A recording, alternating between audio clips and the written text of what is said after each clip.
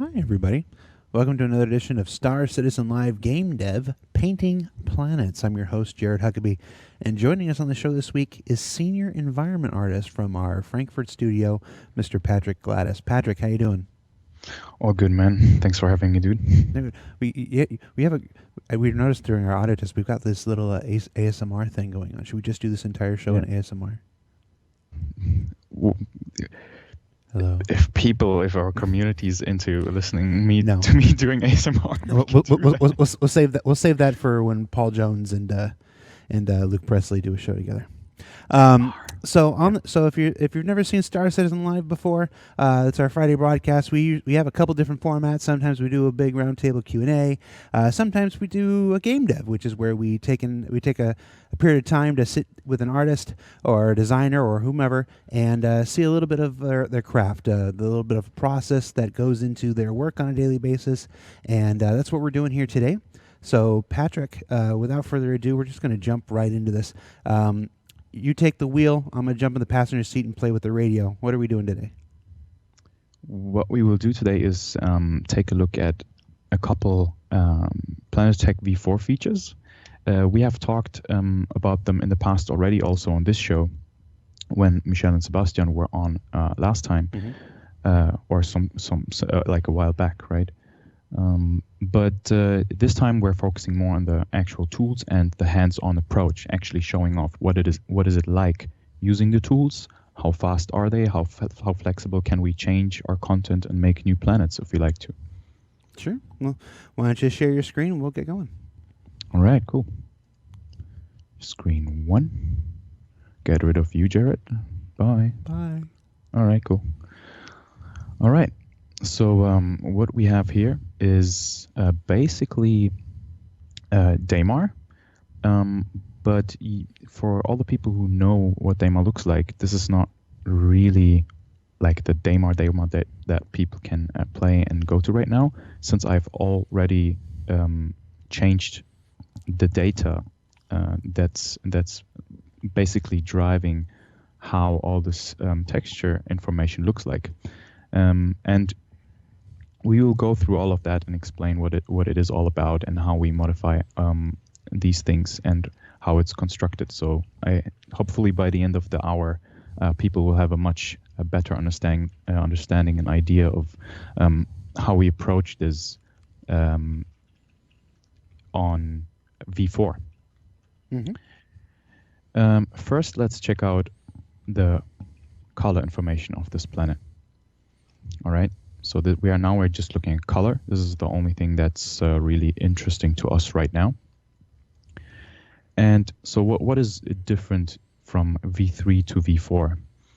One of the big changes is the way our entire content is put together. So what I mean by that is the color that you see from orbit, the color that you see close up, and then where are all our objects scattering groups and how are they laid out, and then what about the ground materials and such, and how are they distributed, right? So all these different layers of content and how they are all constructed and put together has changed. I think that's the most drastic change when it comes from V3 to V4, but it is also the reason why the process is so much faster, because before all of these different things were basically individual files, and everything was basically quite disconnected from one another. But now with V4, the new approach is that we have base data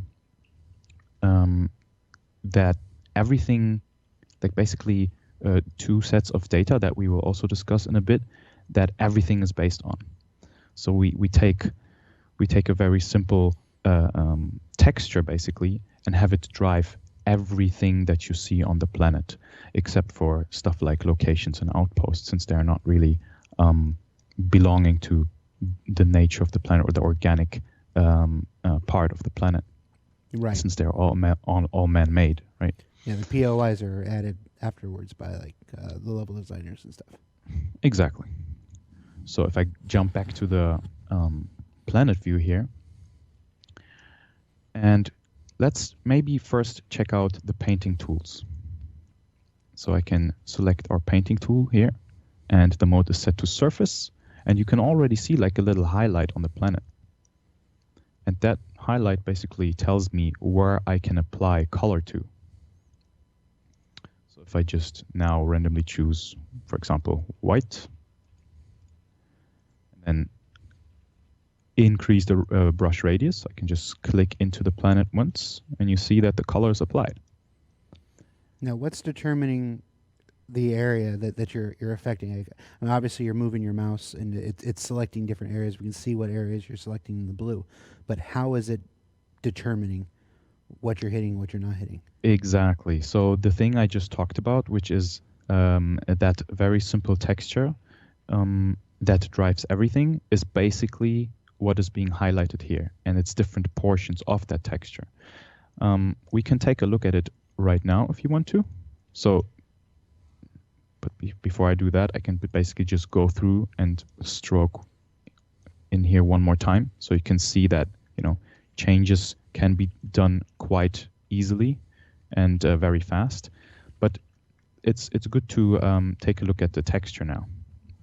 So now we're in a tool called Substance Designer, where we generate most of our content when it comes to ground materials, textures, and so on. It is entirely procedural, so you see like there are these large chains of operations going on, starting from noises, and then we start modifying them and stuff like that without going into too much detail here. But at some point, when we start with a simple noise like this one, which is a Perlin noise, when we go all the way to the right, where it basically shows the end result, because the entire graph is calculated from left to right, right? So this part here is the result of it. So we end up at something like this, or rather something like this, right? And so what are we looking at here? I have talked about one texture, but we're clearly seeing two things. And what are these two? If I visualize it like this, so basically I just took that grayscale information from here and applied a little color to it to make it a little more obvious what this is all about.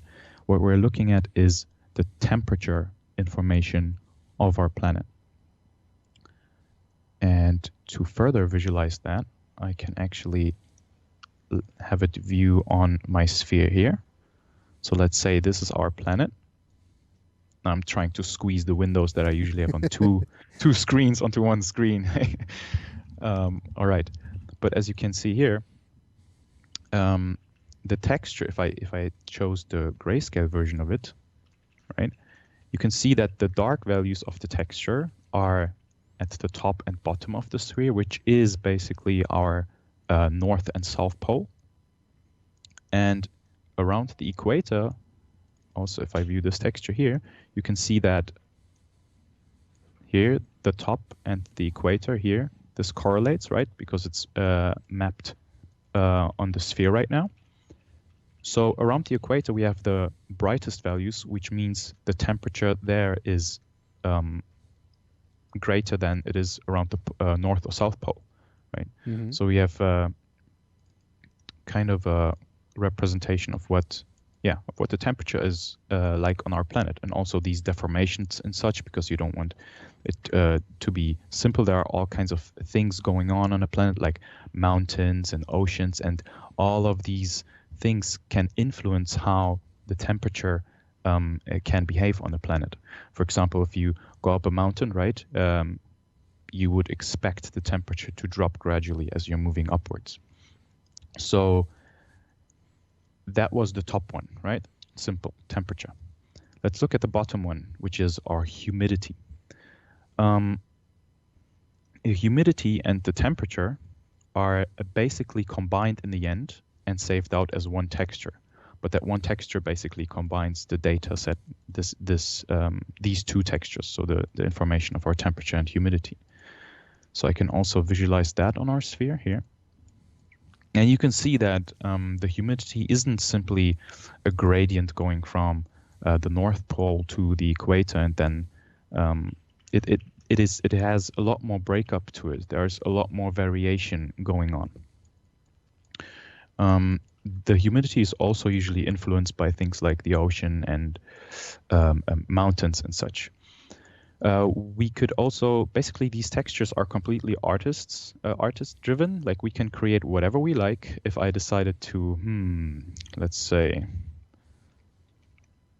if I decided to swirl up that texture, that would actually be my humidity. So I'm entirely free to do that. Like nothing stops me from doing that, except for maybe our art director who would really dislike me for doing that. So yeah, but we can do anything, right? So that there's no limits, but we try to at least have it be based on some physical phenomena, like some phenomenon in weather and how mountains influence these two, and as I already said, oceans and maybe wind currents and all of that stuff. So we try to work in as much of that information into these two, and the more precise it is, the better. But also we have to kind of watch out and look for specific shapes that are in there. Because if we go back to the editor and pick our painting tool again, these shapes are precisely what the painting tool will start picking up on. So if there was no variety in this texture, I couldn't get these interesting shapes that you see on the planet or moon right here. So this texture gets combined and exported, and then it looks a little funky. It looks like this. So, but that doesn't really matter. In the end, it's really the individual channels that the texture is made of that matter to us. So, why can I paint on the planet like this? How are the textures combined, and how can I paint on them? So you see that the highlight is around the equator now, and it's because around the equator I have a specific humidity value, which is different from another spot on the planet. Let's say, that is actually a good one. We have this brighter area and this darker area here, right? And I can totally, if I hover above it, you can clearly see that my highlight changes. That means that the data underneath is changing as well from this spot to that spot. Because if it was the same data, this would all be white or dark, or bright sand or dark sand.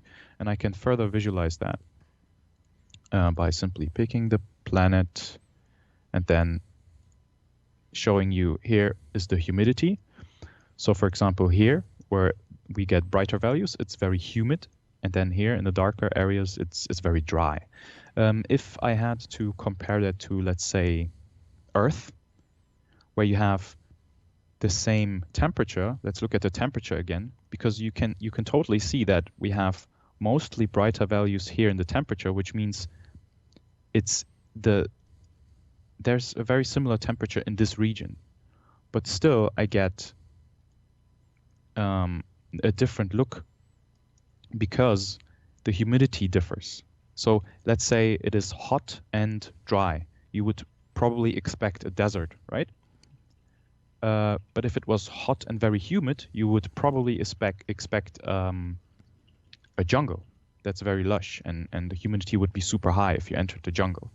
So this is how we can control and have variety, even though we are in the same region when it comes to the temperature, right? If I hover just around the equator, you can see how that highlight never reaches the pole, because at the pole we have a different temperature, and therefore I can paint this area individually from this area, right? Because it's taking a measurement between the temperature and the humidity. Exactly, because both data sets of temperature and humidity are working together at all times. They are being basically blended together, and they work at the same time, not individually. So you're using both at the same time when you paint. What was that gradient square we were looking at earlier? Oh, that gradient square, if I find it on the planet It here. was right around there. There. Yeah. It is basically just the same data that is spread over the entire planet. If I just turn on humidity again, it's basically just the entire data range from the dark values to the bright values from 0 to 255. And it's basically just condensed into a square. That's purely an artist kind of a workflow that we came up with in order to, depending on what we do, save ourselves some time and work. Because if, let's say, I paint on this square, you can see that the entire planet changes as well. So if I want to save some time and be quicker in my workflow, I can simply start filling out this entire range here in this square because it correlates to my entire planet. So we can try that out, right? I still have my white color selected, and I'm gonna tint this top left corner of this square. And now let's take a look at the temperature.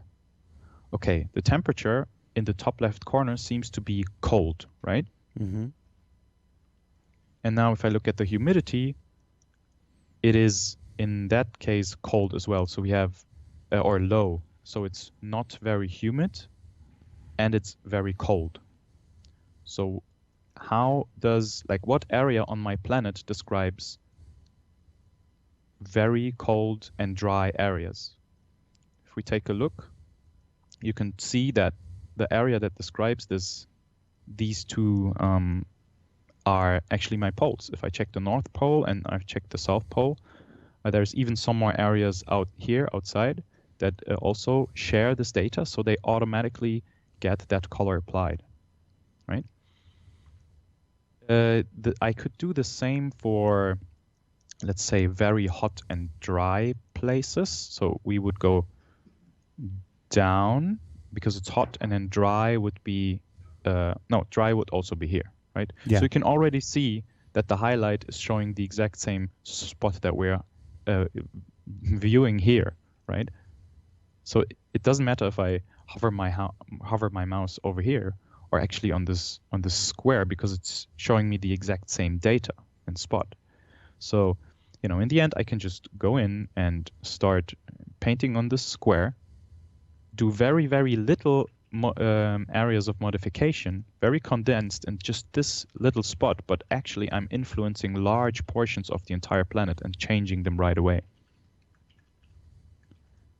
But that square, it doesn't, you know, you don't have to be, it's really just an artist workflow to speed things up. We can, for example, go in here and define a couple biomes.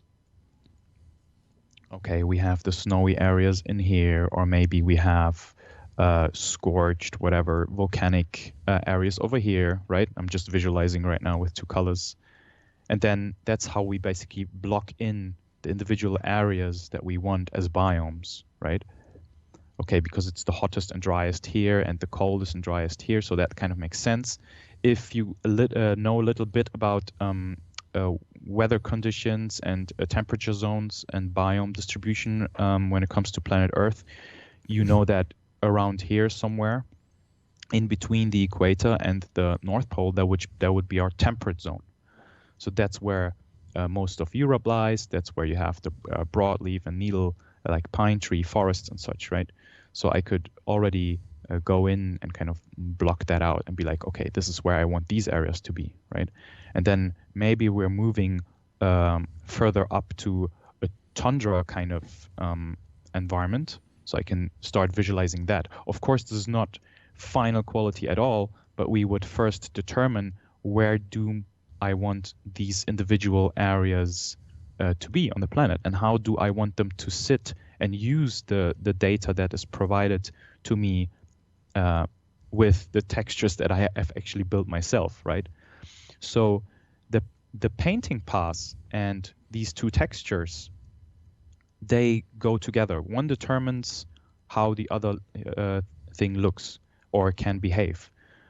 Of course, I can use the same data and do different kinds of paint passes, right? So technically, and we do that on some of the moons, but the players never notice because we can give them the same data, but give them an entirely different paint pass, so they look different and unrecognizable. It's unrecognizable that they are actually using the same data. So, for example, I can just go in here and be like, okay, around my poles, I want a region where it's just ice or something like that, right?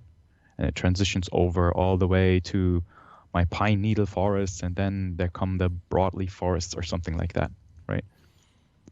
So we can decide quite easily and quite swiftly where things go. So far, so good. Any questions, Jared? No, I just you asked me, those who know weather and stuff, and I realized I've lived in Southern California my whole life. I don't know anything about weather. All right, Perfectly so fine. That's all good. So your color coding sections here. Yep. How does that translate into what players see? Because obviously they don't see this. It looks like Microsoft Paint color over the moon. Yeah, right now it does, because I'm basically just blocking in huge areas with different colors, right? But if I just reduce my brush radius, right? And then once I'm once I'm happy with the entire layout of what I'm putting down here, I can then do like a second detail pass of where things might go, right? So I'm again picking the snow or white again, and I'm basically going in and working on transitions or how the snow kind of blends in with all the other areas, right? So simply just by clicking, I can determine where these things should go. And then if we go down, I can even go down to a ground level where, oh, this is dark now. Let me go to a spot where it's actually bright. So I can go down to ground level. Maybe let's show it here. Yeah, go to all the way down to a ground level and then basically paint in quite detailed areas of snow where it sits and how it blends into the entire rest, right? As simple as that. So that's actually, we start off like that, but everything that the players see on the planets right now and the entire color information is actually painted down like this by an artist. It's just that if I went back to that spot again, and I wanted to start doing my detail passes, I can, for example, increase the smoothness here and then reduce the opacity of the brush, kind of like you would know it from any other painting tool, right? And then I can start detailing these areas out, or take like a contrast again and add a bit more detail. And then you can kind of see how it picks up on a lot of the information that comes with the terrain, and I'm basically filling that information with color. And that's basically how artists go in and work through the entire planet, or that simple square that I have shown you, and until they get something like this, right? So someone actually went in and applied these darker areas of sand and brighter areas of sand. But the important thing to note here is that even if I'm looking at this specific pit, and this is a very, like, some artists have to wrap their head around this before actually starting to construct planets, because painting this area doesn't mean that I'm just painting this area. So if I would just zoom out now, you can kind of see that I'm actually affecting a huge portion of the planet. Just by painting that one pit, I would change the entire area that's blue right now. So Any small minute modification that I do to the planet is represented everywhere else where at this spot the humidity and temperature data is the same. So if I now enable temperature again, this is not very visible, but there are, maybe it is visible on stream. There's like very subtle grayscale differences here. Do you see that, Jared? Yeah. All right, cool. Now let's look at the humidity again. Oh, well, the humidity is a bit more, right? So you can see that the pit here has different humidity values than those protrusions or these hills here, right? So every single height information that we have on the planet that's basically covering the surface, let's say the mountains and such, these hills or these mountains here, they are all coming with the same set of data as the planet does, and then we blend them together, and that way, which is super different from how V3 worked. Let me demonstrate. So, but people probably already noticed by playing that I can simply go in and let's pick some crazy color like this. Let's find a good spot, like maybe, yeah, like this, right? And now if I zoom out,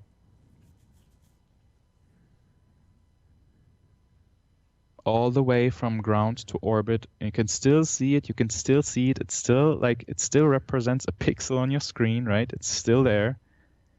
And the cool thing about it is there's no blending happening between a planet texture and a close-up ground texture, which is fantastic, because that way we could provide for details, not just looking as if they would represent what's close up, but they are actually what is there close up as well. There's no blending happening in between this view and an orbit view. It's the exact same data we're looking at. There's no change happening when I fly out of the planet like this, which was fantastic. I'm really liking that green. I don't know why, but the green is growing on me. You touched on a little bit of elevation earlier. A lot of folks in chat are asking how elevation factors into any of this. So elevation is not factored in by default, but when I construct these two textures, like the temperature and humidity, right? Do you see these smaller, darker bits here, right? Mm-hmm. So in this live stream, I actually wanted to focus on these two alone, but we can also take a look at the height information of that planet, right? So now you have another representation as a texture where the mountains are, or where there's an increase in elevation, and where it's actually decreased, or like these darker values are lower, the brighter values are higher, right? So what I could do is simply take that information, give it a bit more contrast like this, so I can actually work with it fully, and now take the temperature and then tell this height information to be subtracted from my temperature. Maybe let's do it like this. All right, like this. I could do that, and then the elevation of the planet would be factored into the temperature of the planet, simply by me putting in that information from the height data that I get into the temperature data. And now, since I took the mountains, and in the temperature I said, wherever mountains are, give me a darker value, and a darker value means lower temperature. So whenever you walk up a huge, higher altitude on the planet, you would suddenly start transitioning from these brighter values here over to the darker values until it gets really cold. And then, FX picks up on that, and the wind picks up on that, and the color information changes, and the object presets that we apply change as well. So you just yeah. systemically change the temperature by just mixing two different textures. Yes, because these two textures, this one describes elevation, this one describes temperature, and if I mix them together using certain math, in that case it's simply subtracting that texture from that texture, I get exactly what these people in the chat asked for, which is, you know, the height factored into the temperature of the planet. Which is cool. So yeah. Any other questions, or should I? Sorry, I was watching the demo. It's mesmerizing, right? Folks are asking what happened to the mountains on Hurston. Mountains on Hurston. Oh yeah. So I mean, these painting tools are not the only thing we have changed with V4, and the fact that we are now applying our content very differently to the planets. We had to adjust and align the content that we use on our planets, which means the mountains, the height data, and stuff like that. It had to all be changed in order to work fine with V4, and that's why you might see different mountains, or maybe the elevation changed, or maybe the look changed, or something like that. I mean, it was a planet reworked after all. We actually went through all the planets and reworked all of them, and like including the moons, right? I'm also whenever we talk internally of planets, we usually also mean the moons by it. Yeah. I've had to learn that the hard way, that internally you guys just refer to everything as planets. Yeah, because it's Planet Tech, and and we just say planet to everything.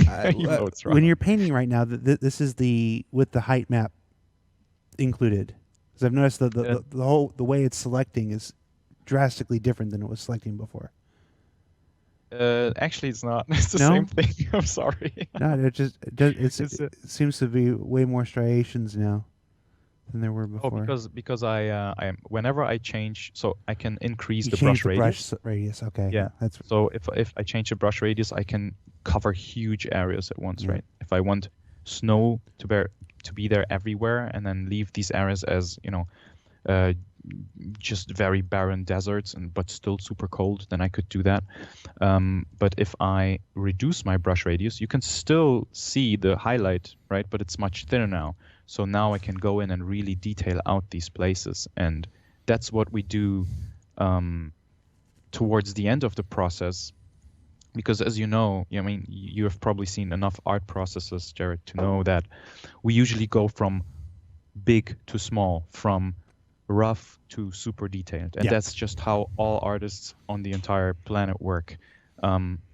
Because if anything that we do in regards to big changes, if we're not happy with them, then any type of detail we put into them will not work either, right? So as the base has to be established first before we dive into any type of detail and start tweaking that. Yeah, you always start big, whittle down small. It's like sculpture, or actually even applies to acting. You know, I did theater for 3 decades, and you know, they'll always tell you, start big and let me bring you down, because it's a lot easier to whittle something down than it is to try to build it back up.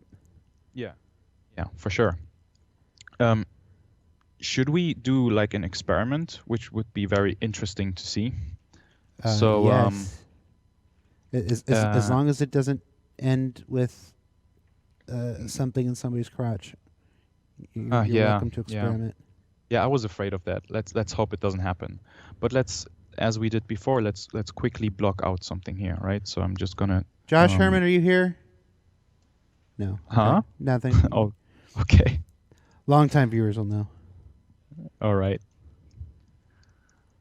All right. As we did before, I'm just gonna apply a couple different greens here, where like temperate regions would be.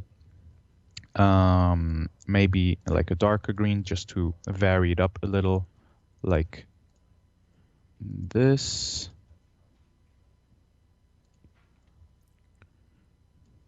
All right. The opacity isn't up. I see. Okay. So we could do something like this. And then for these areas up here, maybe we would also take something darker and just apply a couple details, just to have something showing, I don't know, maybe exposed rocks or cliffs or areas of whatever. It could be volcanic regions, or here, like burnt forest, for example, right? Could do that as well. And then we leave a little bit of desert, and maybe a bit more of these green zones, like this. All right. Let's say that's a bit of the planet information that we have, just to for the sake of making the experiment, right? And now imagine that this is basically our planet, and we're quite happy with it, even though this is just blocked information. And it would be interesting to see how the entire planet changes, simply based on changes that we do to these two textures. Right. I will move this one away so we can kind of look at these. So let's first look at the temperature. What could we do to the temperature? Oh, yeah, of course. Right now, it is quite Earth-like. We have a North Pole, and then it gets kind of hot around the equator, and in between we have the forests, right? But what if we simply flip the entire thing? Or I should totally flip it here, actually. So now I have flipped the temperature on the entire planet. We have the poles, which are hot, and the equator, which is cold. So now I can just export that texture. I'm going to get a letter from Sherry. All right, and now you can see what happened. So just within a second and just a simple texture tweak, I was able to completely flip the entire information that I have on the planet. And what's really cool is it is not just the color information. It is everything that we have talked about a couple minutes ago. So the ground materials, the object presets and such, everything has rearranged automatically using the new data. So even if we are, in fact, entirely done with a planet, and we have distributed all these rocks and these plates, and then we decided what ground materials go and where, and painted all of these out, and we did our detail passes, and yeah, well, the biomes are blocked in anyway, right? So even if we have put in all of that stuff already, and we want to change something about the planet, then we can just do it as quickly as I have just shown. Just plug in the node, do the modification that you want to do, re-export that texture, and you're good.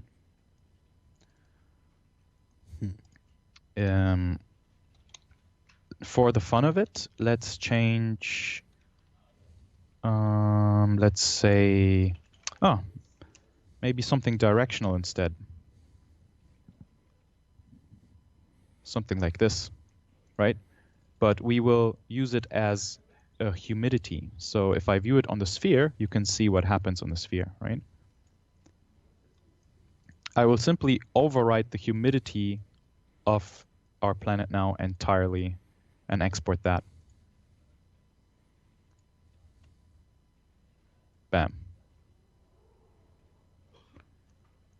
By one single texture change, I have heavily influenced the look of the entire planet. If I don't like it, if I'm like, oh, it's a little weird that it, my North Pole is around the equator, no problem. I'll just go in and revert the change that I have done, re-export the texture, done. This is how quick we can make changes in the end. and we don't have to worry about any of the content that is applied to the planet close up, as I have already said. So if you had forests in a section, then you moved the temperate area, the forest would move. Should we try? Yeah. Okay, we will have to reload the planet. This is where it can crash. So let's hope that doesn't happen. We will wait for like 10 seconds.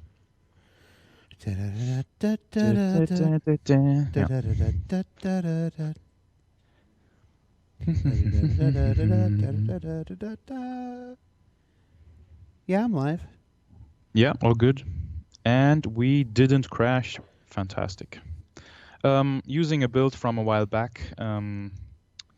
As people know, we're developing the game, but we're also developing the tech at the same time, which can be sometimes quite crashy for us, because when the engineers, build new things, new tech, it can be buggy at first, and then we simply have to live with the fact that sometimes our builds might crash. So, let's do a forest. You said, right? Yeah.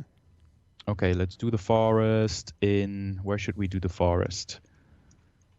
Let's maybe paint down some specific color for it. Like this brown. Just to... Okay. 1 second. Oh no, that's not the forest. That's not the color. This is the color. Okay. And if I come close, you will start seeing the forest appear, and it's dark, but it's no problem because I have the power of the sun. Okay, cool. So right now there's actually the savanna from Hurston, So which we have applied onto this brown spot that we have just painted. So literally you just went, you picked the color brown. Yep.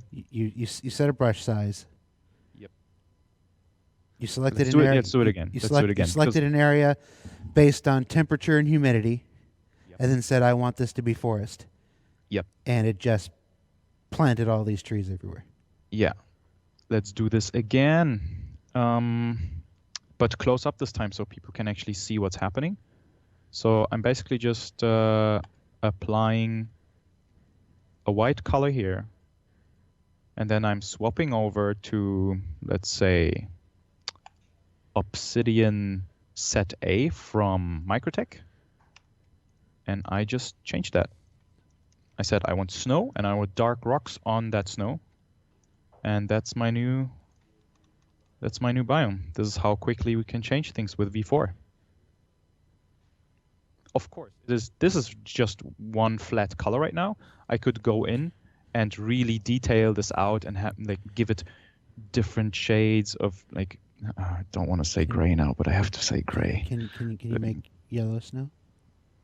Yeah. I think so. Let's do this. Okay. I'm gonna get fired for this. It wasn't my idea. It was from the chat. Oh. All right, let's do yellow snow. I mean, it's a lot of yellow snow. It was Nubafire. It was Nubafire's idea. Let's say an elephant walked by and he had digestive problems or something. Yeah, but we can totally do these changes and detail these areas out even more. So if I wanted to enhance this area and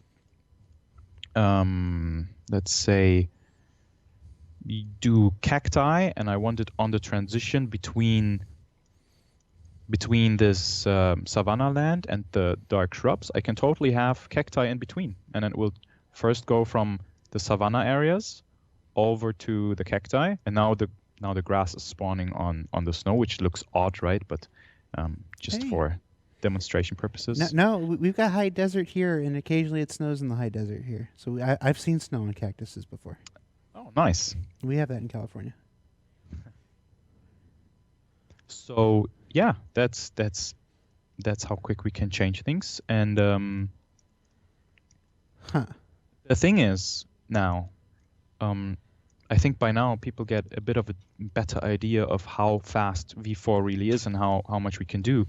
But we said we wanted to put down some like a forest, and then now we actually put down two things. So we have these dark rocks and our savanna, right? Okay, and now let's zoom out and let's modify this so it occurs in a different area. So I'm going to go back and really like change my textures again. Wait, temperature goes here, humidity goes here. And now I'm just updating that texture again. That didn't work for some reason. Let's do it again. Ah, now it works. Yeah, this thing needs to pop up in order for it to work. Sometimes it gets stuck. All right, so now you can see that it changed, right? It just jumped. It just jumped a little because we changed the data. So if I go in here, you can see that this is not matching anymore. And that's exactly the reason why we have to reload the planet, because the object scattering behaves a little differently than simply applying color. So I will have to just reload that planet. And then we will see the dark rocks in these snowy areas here and the forest around them. It takes a little while to reload It takes a planet. like 10 seconds. Just to reload a 10 planet. seconds. Yeah. Just reloading a planet. Okay. And now I can fly back in. And you can totally see we have, this is, wait a second, maybe here. I will explain what goes wrong here.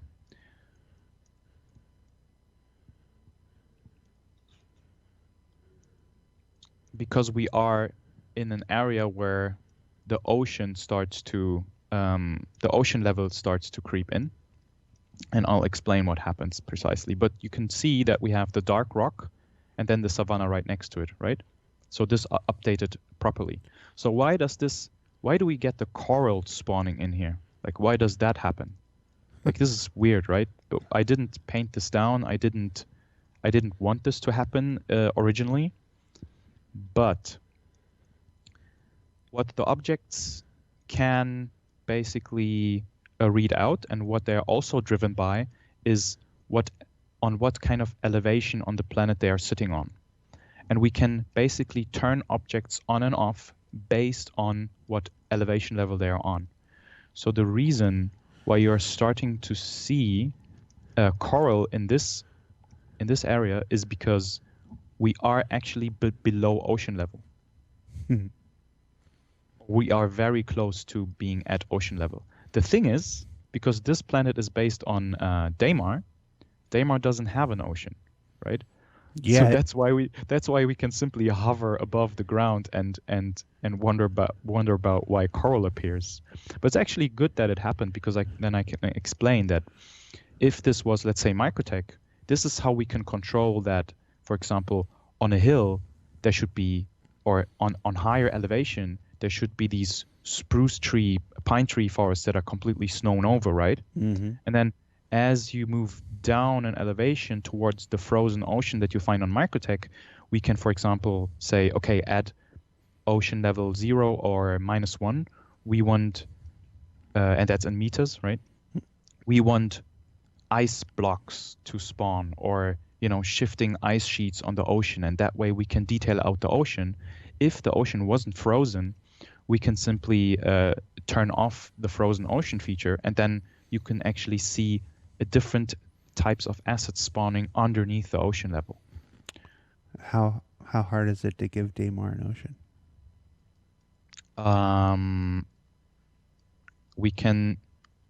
We can activate it, but then the shader has to be applied and such, and it might not look great.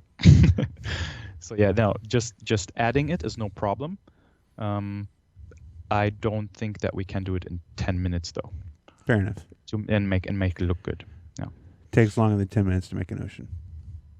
Yeah, but generally it can be, if the shading is clear and if it's all good and if it's all set up, then that's very easy. Especially if we can reuse, for example, let's say we had default Earth-like water ocean setup, then I could simply just turn it on, slap slap something on, and that's it. But right now, I'm not sure how the ocean shading is set up in this build, because this is a 3.8 build, and that's when the frozen oceans came in. So I don't want to, just for not risking any crashes, because we did changes to the ocean in this build. Right. I don't want to try. But yeah, let's go over to this area here. Can reuse the same assets. If you have questions, shoot. It's no problem. Let's go back here. Oh, this is... let's take a, for example, just for the sake of doing it again. You ask for questions and right off the bat, why so many rocks? No. Not that question, please. You're the one who asked. You're the one who said that's you fine. opened it up. Why so many rocks, Patrick? Why do you... What do you have for rocks? Did you have a pet rock when you were younger? I love rocks. The more the better. No. So the rock situation, yeah. In V3, one of our big problems was that we couldn't detail out environments as nicely as we could. And the more changes we added, the more and more we progressed with the tech, the more budget we could free up, and the tech changed, so we were able to simply scatter more stuff than before. That's why people saw such an increase of detail in the last 2 years when it comes to planets in general. So that's when also the rock density on the planets started increasing, right? And then at some point it simply became a problem because it started affecting traversal. Mm-hmm. For example, something like Daymar is fine. You have some rocks here and there. But sometimes it's very hard to predict where and how much of these rocks will spawn, since it's to some degree, it happens procedurally, right? But there's still some things that we need to figure out. It's a discussion point. It's something that we will definitely have meetings about, and figure out how we can tackle the problem. Because this it is of course a problem for design, but then art direction might want dense areas and stuff like that. So there's a conflict there. It's simply something that we will need to figure out, as all the other stuff that we have talked about over the last years, and try to find solutions. Yeah. And we definitely hear the people. We read what everyone is. We read what everyone is. Posting on Reddit and Spectrum and stuff like that. So we totally hear you guys, and we will definitely find some solution for it. But it's too early to tell. But we are thinking about it. That for sure.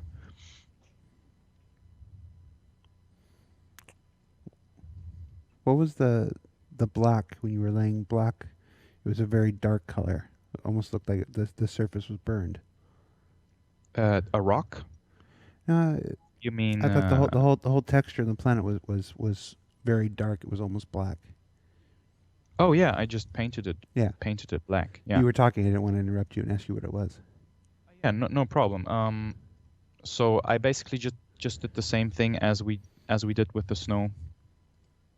I painted some darker values down on the planet, swapped to my object presets, applied some darker plates to it, and here we go, like dark spots on the planet. Could be anything really. Petrified roots, let's say. Here we go.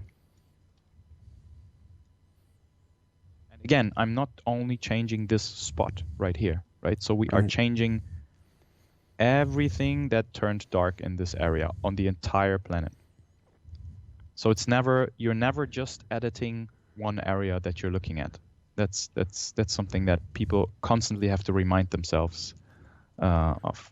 Do you, coming at this from like a Photoshop standpoint, do you have the ability to mask off a section? Like if you want to change everything on a planet except for one specific area, like I do not want to change this area?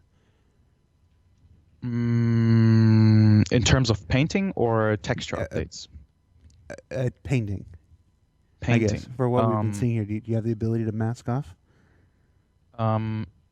So the painting tool will pick up on whatever the data is saying, right?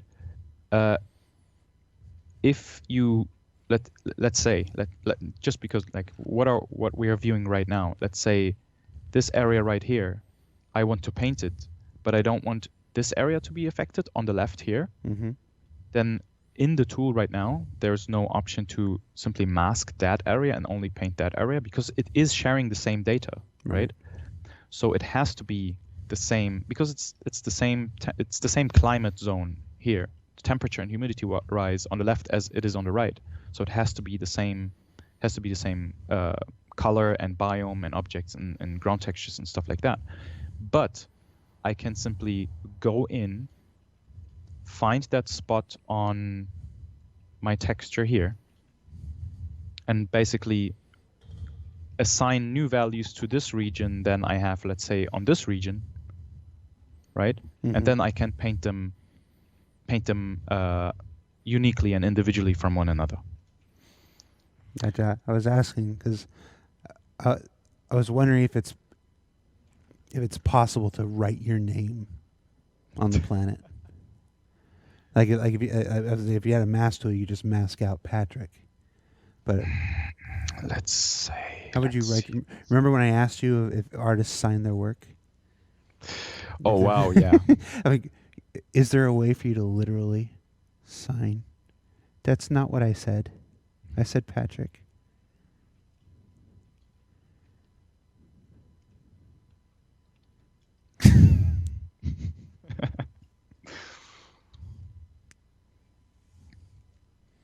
All right.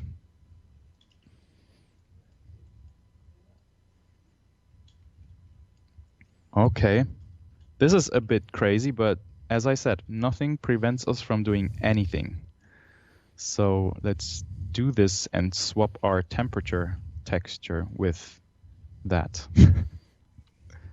These changes will go to Daymar Live, by the way. There we go. There we go. The Jared biome. But you ended up in the desert region, Jared. I'm sorry. Me too. Me too. Because it's too hot, you know. It's too hot. Yeah, that's the reason. Yep. See, now we're starting to get the idea. But we can also just flip it as we did before and have the snow be in our names because now it's cold, right? So it all, it makes perfect sense in that regard. And now all the other data, because I gave our names this gradient bevel here around the edge as an effect, right? So now the temperate forests and all the other regions are basically all focusing around our names because it's going from cold to warm in a much shorter distance. Instead of just going from North Pole to equator, we have basically forced the temperature to change in a much smaller area. I'll make you a deal, Patrick. Yep, all good. I'll give you $5 American. Paint yellow snow. No. If you take this image and drop it in a review folder for Ian. How much? $5? Hey, well, at your next sprint check-in, just like, this is what I worked on, Ian. Okay. Let's talk about that off stream, should we? Sure. Maybe add a 0. All right. Yeah. I think we have time for like a last question or something, or any closing words. Actually, we're pretty much done. Awesome. Great. We are done. You can go ahead and shut down the screen share if you want. Cool. Patrick, thank you so much for taking the time here on your Friday at the end of your week to join us here for our game dev Painting Planets. If you haven't seen the ISC segment from last week, check that out. It was about how it was part 2 of our quarter-long moon series about the work that Patrick and Pascal have been doing to create 3 moons with only 2 people in the span of a quarter. Hopefully this shows you a little bit about how they're able to achieve those tasks at that speed. 4 weeks. 4 weeks. 4 weeks. 4 weeks, 3 moons. That's pretty good. Oh, and for people like, what about the concept? Like the concept was done before. It's from concept to completion. It didn't include the concept. It was from concept to completion. Exactly. I said it like we a half dozen times, we have seen that on Reddit as well. I was like, and how many times do I have to say it? But anyway, it happens. We only started January when we came back from holidays. That's when we started on the moons from on our end. But yeah, there was the concepting done before, as you said. And you've made your go no go, and now it's in the hands of system designers and VFX and everything to put on the finishing touches. And, QA is checking it out, seeing if there's any bugs, anything that we might change. Maybe art direction is going to have some feedback, but not much. And then hopefully, people will get it in. And play around with it and have fun. Yeah, experiencing the new moons. And with all the new actor status stuff, they'll have to contend with the temperature variation. The temperature variations. So I can already spoil that much. The moons are very cold. They are very cold. I don't think that was much of a spoiler, Patrick. All right, guys. Thank you so much. If for any reason you're at PAX East, we got Tyler and Molly are out there. Now they've got some giveaways. If you can track them down on the show floor, be sure you spot them. 382 went live. If you haven't checked that out, be sure you check that out. The Carrick's currently available for all. For if you're an Imperator subscriber, for instance, you've got access to the Carrick for the next 7 days at no additional fee as a perk of the Imperator test flight program. So Imperator subscribers can look forward to that. That's active right now until March 8th. So I'm Jared. That's Patrick. That was JJ over there. Pushing the buttons. We'll see you next week, everybody. Take care. See you. Bye.